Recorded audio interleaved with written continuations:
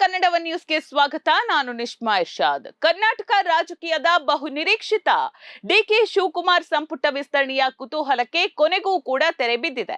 ಸಚಿವ ಸ್ಥಾನಕ್ಕಾಗಿ ಕಾಯ್ತಾ ಇದ್ದಂತಹ ಶಾಸಕರ ಪೈಕಿ ಬರೋಬ್ಬರಿ 20 ಮಂದಿಗೆ ಈ ಬಾರಿ ಮಂತ್ರಿ ಪಟ್ಟ ಸಿಗೋದು ಪಕ್ಕಾ ಆಗಿದೆ.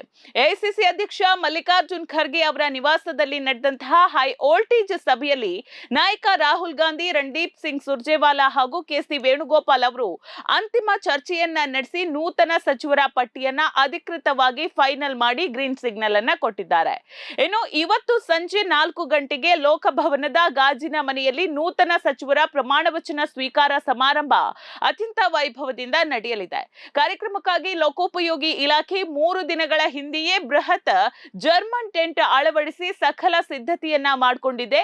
ಯಾವುದೇ ರೀತಿಯಾದಂತಹ ಅಹಿತಕರ ಘಟನೆಗಳು ನಡೆಯದಂತೆ ಹಾಗೂ ಜನದಟ್ಟಣೆ ನಿಯಂತ್ರಿಸುವುದಕ್ಕೆ ಸುಮಾರು 2,000ಕ್ಕೂ ಹೆಚ್ಚು ಪೊಲೀಸ್ ಸಿಬ್ಬಂದಿಯನ್ನ ಭದ್ರತೆಗಾಗಿ ಅಲ್ಲಿ ನಿಯೋಜನೆ ಮಾಡಲಾಗಿದೆ. ಇನ್ನು ಕಾಂಗ್ರೆಸ್ ಹೈಕಮಾಂಡ್ ಅಂತಿಮಗೊಳಿಸಿರುವಂತಹ ಈ ಪಟ್ಟಿಯಲ್ಲಿ ಅಂದ್ರೆ 20 ಮಂದಿ ಸಚಿವರ ಪಟ್ಟಿಯಲ್ಲಿ ಪ್ರಮುಖ ನಾಯಕರು ಕೂಡ ಇದ್ದಾರೆ. PM Narendra Swamy, Shivaraj Tangadagi, Rudrappa Lamani, KS Basanthappa, B Nagendra, T Raghumurthy, Zameer Ahmed Khan, Rizwan Arshad, Santosh Lad, Madhu Bangarappa, Puttaranga Shetty, Mankala Vaidya, Ajay Singh, Cheluvaraya Swamy, Shivalingegowda, Balakrishna ಹಾಗೂ ಗಾಯತ್ರಿ ಶಾಂತೇಗೌಡ, ಬಸವರಾಜ್ ರಾಯರೆಡ್ಡಿ, ವಿಜಯಾನಂದ ಕಾಶ್ಯಪ್ಪನವರ ಹಾಗೂ ಲಕ್ಷ್ಮಣ್ ಸವದಿ ಅವರಿಗೆ ಈ ಬಾರಿ ಮಂತ್ರಿಗಿರಿ ಒಲಿದು ಬಂದಿದೆ.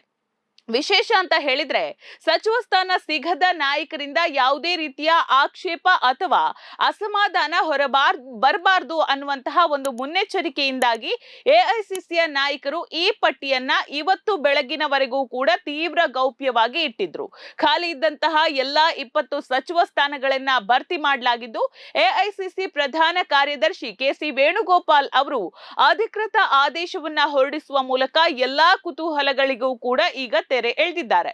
ಇತ್ತ ವಿಧಾನಸಭೆಯ ಸ್ಪೀಕರ್ ಸ್ಥಾನದ ರೇಸ್ ನಲ್ಲಿದ್ದ ಆರ್.ವಿ. ದೇಶಪಾಂಡೆ ಮತ್ತು ದಿನೇಶ್ ಗುಂಡೂರಾವ್ ಅವರ ಹೆಸರುಗಳನ್ನ ಹಿಂದಿಕ್ಕಿ ಹಿರಿಯ ನಾಯಕ ಟಿ.ಬಿ. ಜಯಚಂದ್ರ ಅವರ ಹೆಸರನ್ನ ಹೈಕಮಾಂಡ್ ಅಂತಿಮಗೊಳಿಸಿದೆ.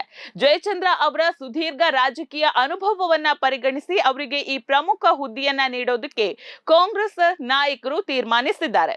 ಇನ್ನು ಸಚಿವ ಸಂಪುಟ ಮಾತ್ರ ಅಲ್ಲದೆ ಇತರ ಪ್ರಮುಖ ಹುದ್ದೆಗಳನ್ನು ಕೂಡ ಭರ್ತಿ ಮಾಡಲಾಗಿದ್ದು, ವಿಧಾನಸಭಾ ಅಧ್ಯಕ್ಷರಾಗಿ ಜಿಎಸ್ ಪಾಟೀಲ್, ಉಪಸಭಾಧ್ಯಕ್ಷರಾಗಿ ಪೊನ್ನಣ್ಣ ಅವರನ್ನ ಆಯ್ಕೆ ಮಾಡಲಾಗಿದೆ. ಇನ್ನು ವಿಧಾನ ಪರಿಷತ್ನ ಸಭಾಪತಿಯಾಗಿ ಸಲೀಂ ಅಹಮದ್ ಹಾಗೂ ಉಪಸಭಾಪತಿಯಾಗಿ ಉಮಾಶ್ರೀ ಅವರನ್ನ ಆಯ್ಕೆ ಮಾಡಲಾಗಿದೆ.